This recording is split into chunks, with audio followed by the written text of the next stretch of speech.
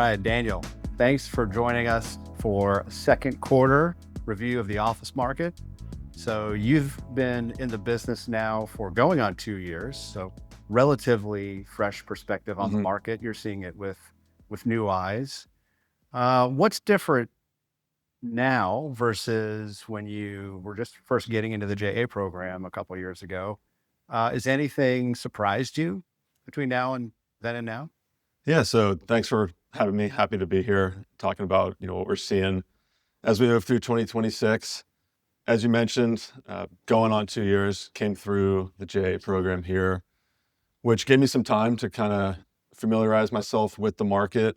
Uh, Decided I was going to do office, I'd say fairly early on in that process. I had a feeling about maybe trying to ride the wave post-COVID with the office market, trying to catch it at the right time. And based on some of the stuff we've been seeing, I think the office market is trending that way. As for what I was maybe expecting, I think the time I spent coming through the JA program, seeing all the numbers, preparing some of these market reports or helping prepare them, I kind of had a good idea of what I was getting into. So far, I think it is kind of what I expected, actually, which isn't a bad thing. I, got to see it from the ground up here, and I'm pretty happy with the decision I made. Well, you got into it at the right time as the market was recovering. So Yes. I fully support your decision, and I think it's been a great Yeah, one. I'm super excited to keep going. Great, great. So the office market's been recovering. It's been slow, gradual, but it is recovering. Yes. And just this last quarter, we had vacancy drop by about a half a percentage point, which is good news. Does that change the way that you prospect? And I guess maybe another way to ask it is, are tenants noticing that the market is getting better? And does that change your approach to tenants when you're calling them? They probably are aware, and based on the conversations I've had, they are aware that it is slowly coming back. But the problem is they still a lot of times think they have more time than they actually might have in order to take advantage of the shifting market. A lot of times, 12 months seems like a long time for these companies to make these decisions. But ideally, you want to get in front of them. It sounds crazy, but even 2, 3 years Really? ahead of time. And I think a lot of that has to do with the fact that while they still have 2 or 3 years left on their lease, if vacancy continues this direction, landlords are going to start to gain a little bit of an advantage there for a longest time. And frankly, still now, tenants definitely have the upper hand, I think, in the negotiation process and getting what they want for their office space. But as time continues to move forward, we could see that shift more and more towards landlords.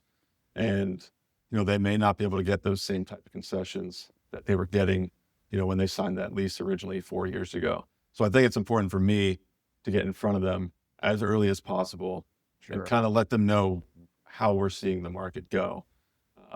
At least, regardless if they downsize or go into a bigger space or move, at least prepare them for what they may see on a renewal.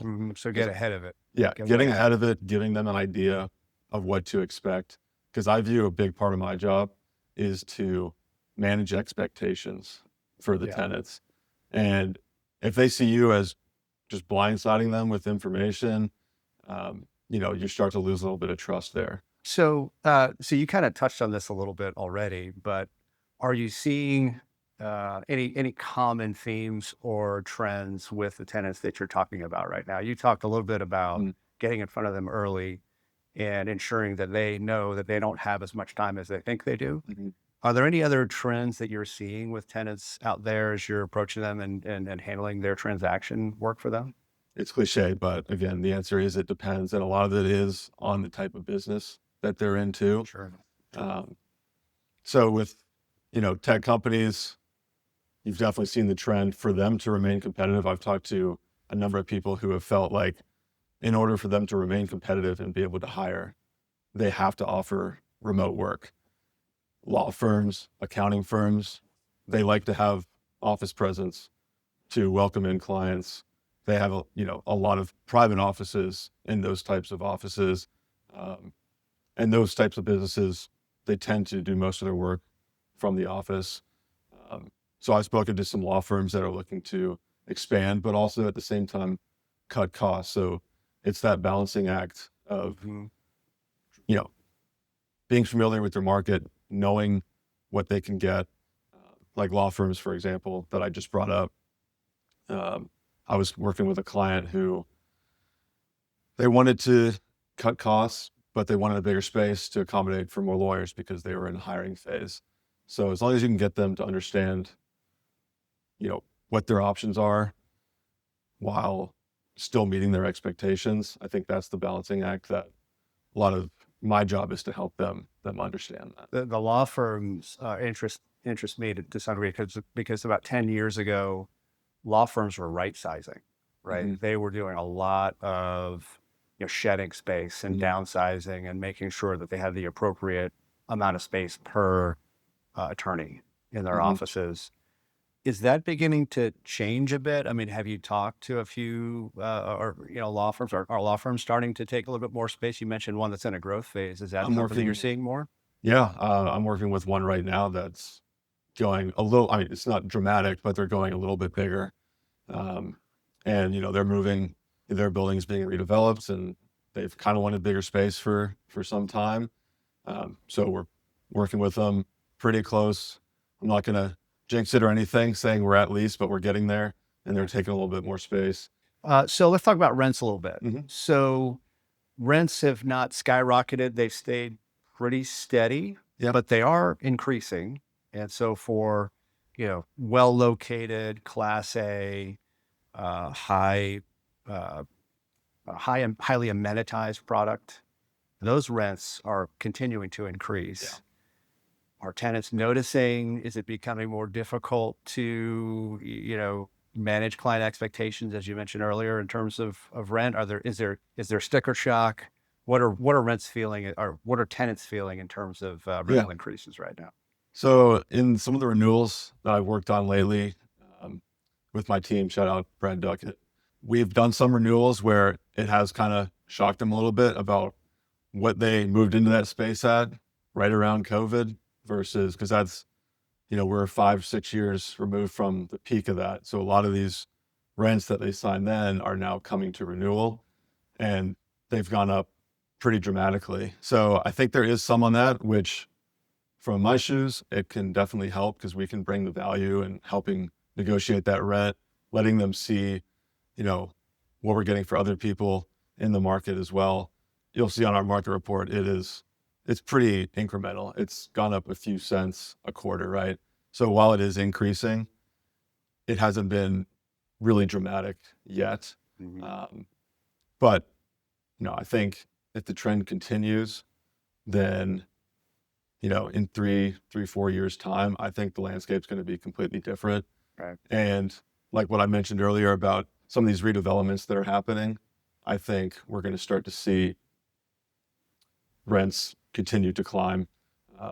So with, for example, the one law firm I was working with, their buildings being redeveloped, I think that is sort of in our industry, it's kind of not the circle of life per se, but it's just the way the market evolves. So with some of the office product going away and like you've heard being redeveloped into, multifamily or whatever it gets redeveloped into, I think as we start to see some of that vacancy come off the board, we're starting to see some developments, some office buildings go up, and we just saw one of the tallest buildings in Atlanta go up in Midtown over the last few months with a bunch of office space there. As we lose some of that older product, some of that Class B and C product, and I think with the trend of people moving towards the amenitized spaces, I think it's slow, but we're going to see more people moving into those types of buildings, which in the long run, the more they move into those types of buildings, the rent is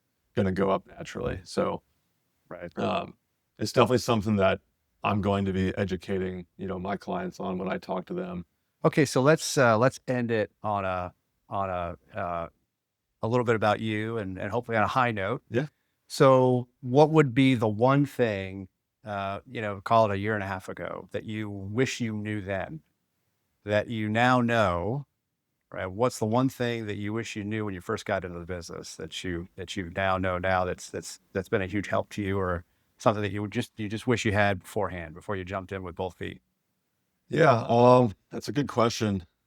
I I don't know if I've thought about that question too much. Because once I got in, it is all full steam ahead. Like Yeah. you don't have, I mean, you have to dedicate long hours to this.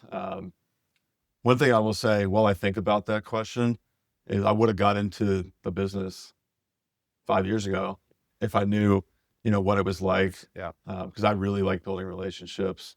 Um, getting to meet these business owners and executives and kind of seeing, their business through their eyes and what's important to them. Yeah.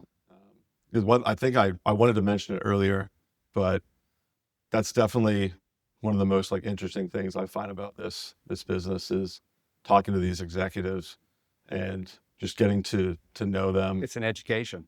It is. Yeah. And, one thing that I think separates really good brokers from good brokers and then the great ones is that the great ones, they have a great understanding of the market.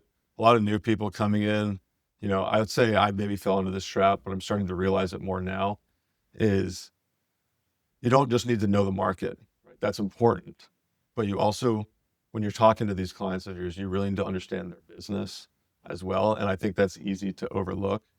Because if you're not really aligned with what is in the best interest of your client and not just, can we get them into space? Will it get the job done? We're trying to get people back into the office. I'm a little bit biased, obviously. And, part of the reason why I got into this, I grew up in a locker room. I was a baseball player for years. And I think office work and having a team in the office is essential to a company's trajectory and their Agreed. growth. I think it's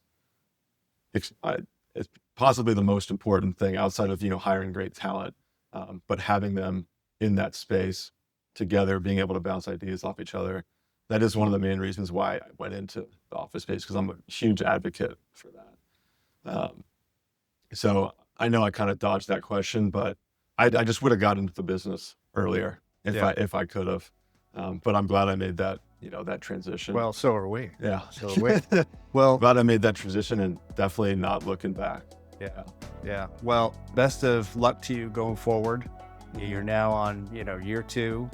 I've seen you grow from a JA to an office professional who knows his market, knows the business, and best of luck as the months and the years move forward.